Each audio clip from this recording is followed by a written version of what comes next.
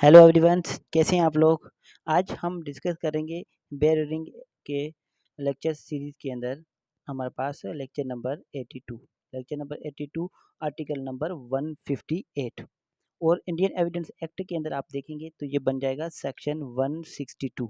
ठीक है, तो आइए इसकी बेयर रीडिंग कर लेते हैं।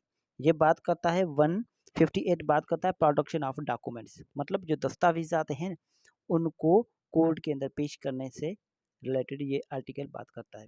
प्रोडक्शन ऑफ डॉक्यूमेंट्स, दस्तावेजात को कोर्ट में पेश करना। ठीक है, अब witness summon to produce a document, एक गवाह को जो है ना नोटिस भेजे गए हैं कि कोई डॉक्यूमेंट्स कोर्ट में पेश करे।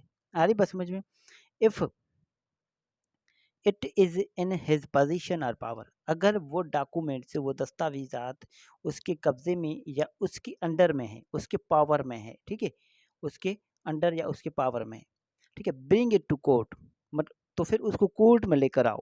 Not with standing any objection which there may be to its production or to in its admissibility, कोई भी किसी भी किस्म का कोई भी ऑब्जेक्शन नहीं लिया जाएगा कि वो एडमिसिबल है या नहीं, मतलब काबिल कबूल वो है डॉक्यूमेंट्स या नहीं। अब एडमिसिबल वर्ड की मतलब क्या है, बीइंग एडमिसिबल, कि वो डॉक्यूमेंट्स जो है एडमिसिबल है या नहीं है, उस पर किसी किस्म का कोई ऑब्जेक्शन नहीं दिया जाएगा।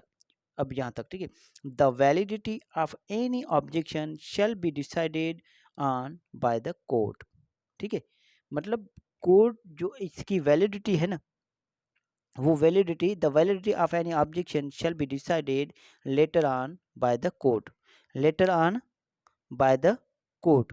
ठीक है, डिसाइडेड बाय द कोर्ट, मतलब कोई भी ऑब्जेक्शन आप लेकर आ रहे हैं उसकी वैलिडिटी। अब वैलिडिटी वर्ड जो है ना उसकी मतलब कानूनी हैसियत, अगर कोई किस्म के आप एतराज़ात जमा कर रहे हैं ना, तो बाद में वो जो कोर्ट उसका फैसला करेगी को वो जो हमारे पास अब आपके एतराज़ात हैं वो कानूनी हैसियत रखते हैं या नहीं रखते। यहाँ तक बात क्लियर है। अगर कोई शख्स हमारे पास ऑब्जेक्शन अगर देते हैं, ठीक है, वो कोर्ट जो ऐसे शख्स को कहते हैं समन करती है और फिर भी वो डॉक्यूमेंट पेश नहीं करता है, तो फिर उसके ऊपर जो है हमारे पास 75 की जो है पीपीसी 175 जो है अप्लाई होगा इफ़ नॉट प्रोड्यूस। ठीक है, 150 हमारे पास 75 क्या बात करता है, 175 बात करता है omission to produce document to public servant by person legally bound to produce it, मतलब जो शख्स पेश करने का पाबंद है, ठीक है, वो अगर पेश ना करे तो फिर उसके लिए ये आर्टिकल अप्लाई होता है। यहाँ तक बात क्लियर है। उसके बाद चले जाते हैं सब आर्टिकल 2 पर। सब आर्टिकल 2 क्या बात करता है, the court if it sees fit may inspect the document. ठीक है, अगर कोर्ट चाहे, अगर कोर्ट बेहतर समझे तो उस डॉक्यूमेंट को इंस्पेक्ट भी कर सकती है, unless it refers to matters of state, जब तक वो मैटर्स ऑफ स्टेट ना हो, मतलब रियासत से रिलेटेड कोई किसी किस्म का मैटर ना हो तब तक कोर्ट उसे इंस्पेक्ट कर सकती है। अगर कोई मैटर ऐसा है जो स्टेट से रिलेटेड है मैटर, ठीक है, स्टेट के हमारे पास कोई ऐसा मैटर है जो स्टेट से रेलिवेंट है। फॉर एग्जांपल कोई स्टेट का ऐसा डिपार्टमेंट जैसा कि आर्मी से कोई रिलेटेड मैटर है या कुछ भी है, ठीक है, आदि बस में, तो फिर इसके ऊपर कोर्ट जो है उससे डॉक्यूमेंट्स को इंस्पेक्ट नहीं कर सकती। ठीक है, or take other evidence to enable it to determine on its admissibility, या फिर कोई किसी किस्म का जो है ना उस पर एविडेंस भी ले सकती है।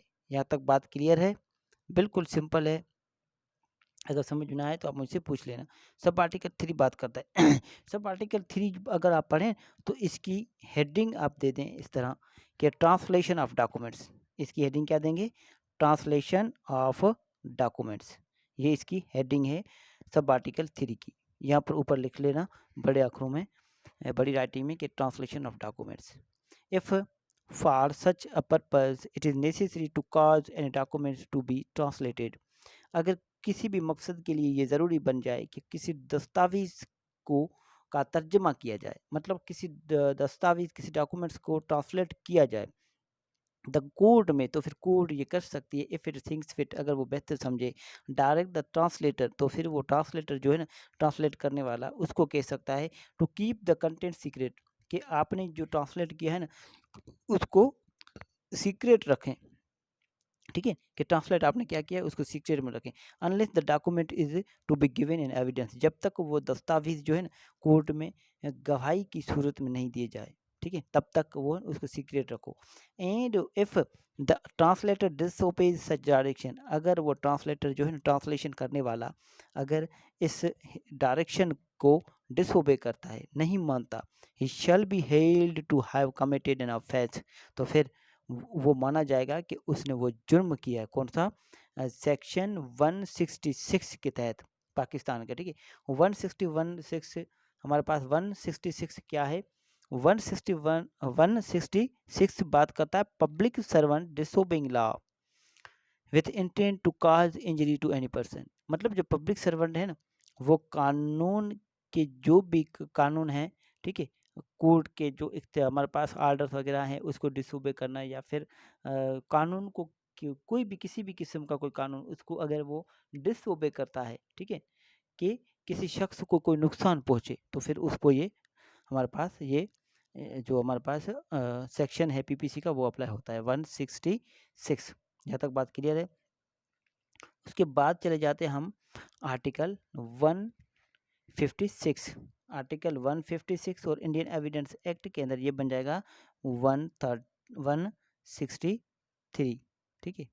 तो आइए इसकी बैरिडिंग कर लेते हैं। ये बात करता है हमारे पास गिविंग ई evidence of document called for and produce a notice, किसी भी डॉक्यूमेंट्स पर गवाही देना, ठीक है, या फिर गिविंग एज एविडेंस, ठीक है, इज मतलब गवाही के तौर पर पेश करना of document called for and produce a notice, ठीक है, कोई ऐसा डॉक्यूमेंट्स जो कि हमारे पास बुलाया गया हो कोर्ट में और कोर्ट में बुलाने के बाद वो पेश किया गया हो, उस पर गवाही देना।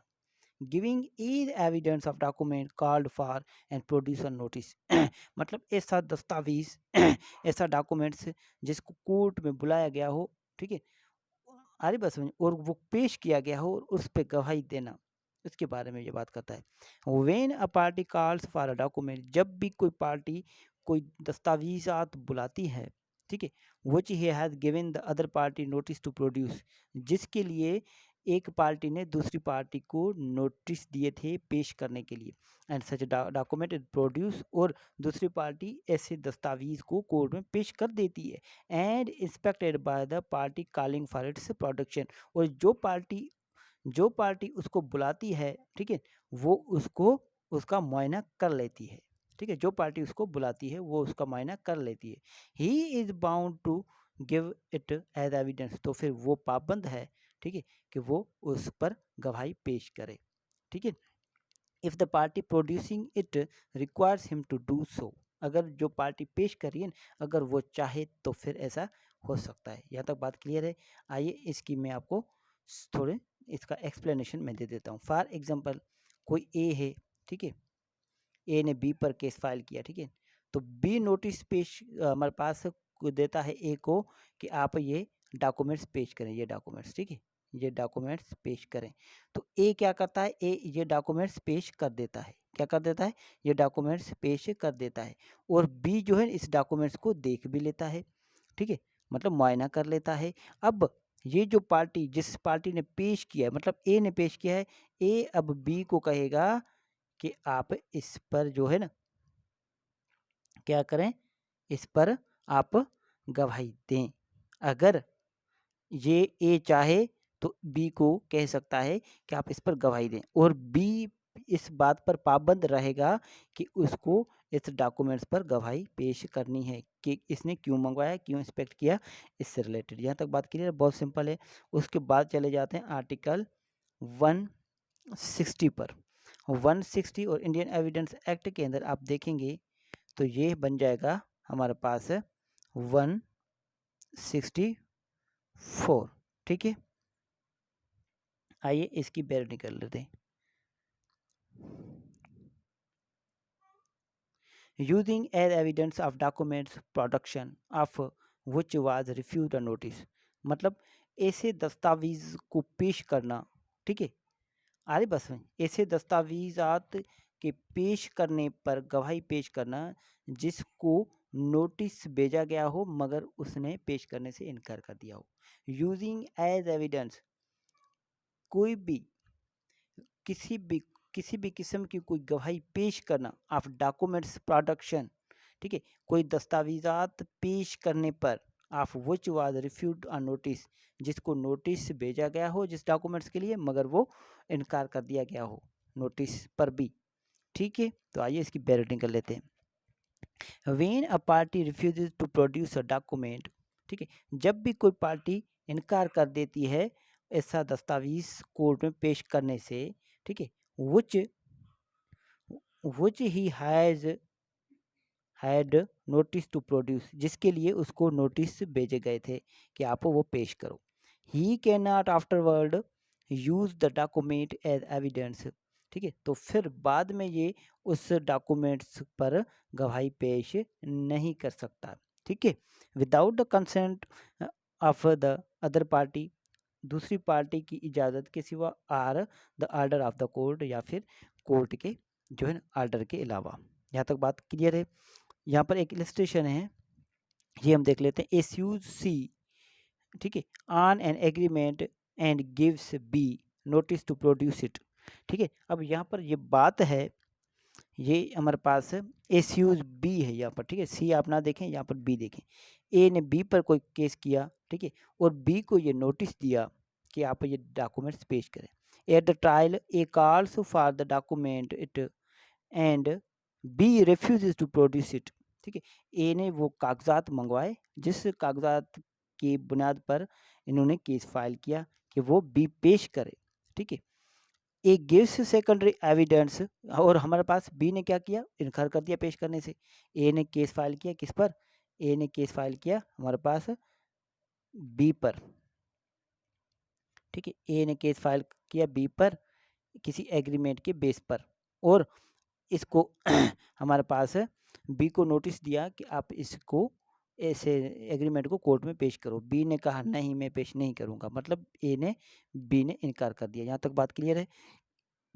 It gives secondary evidence of the contents, अब ए ने क्या कहा कि चलो ठीक है नहीं पेश कर रहे तो मैं कोर्ट को बता दूं कि उसमें उसके अंदर क्या लिखा हुआ था उस एग्रीमेंट के अंदर। ठीक है, B seeks to produce the document, तो फिर बी बाद में कहता है कि नहीं मैं ये डॉक्यूमेंट्स अब पेश करूंगा। ठीक है, इटसेल्फ।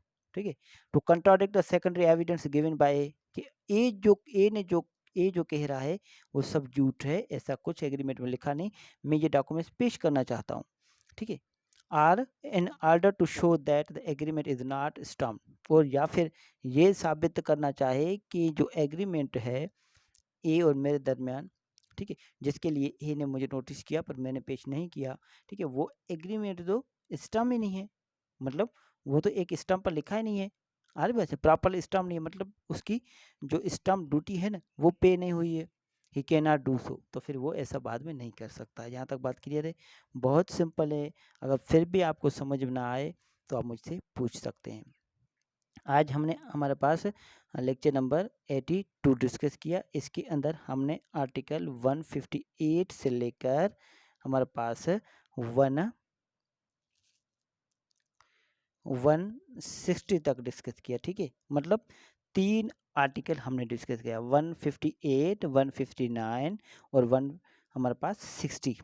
यहाँ तक बात क्लियर है। अगर फिर भी कोई कन्फ्यूजन हो तो आप मुझसे पूछ सकते हैं। थोड़ा समझाने का मेरा जो है ना तरीका वो अलग हो सकता है, मगर जो बुक में लिखा है ना वो एज इट मैं समझाने की कोशिश करता हूँ, क्योंकि ये सिर्फ बैरिडिंग चल रही है।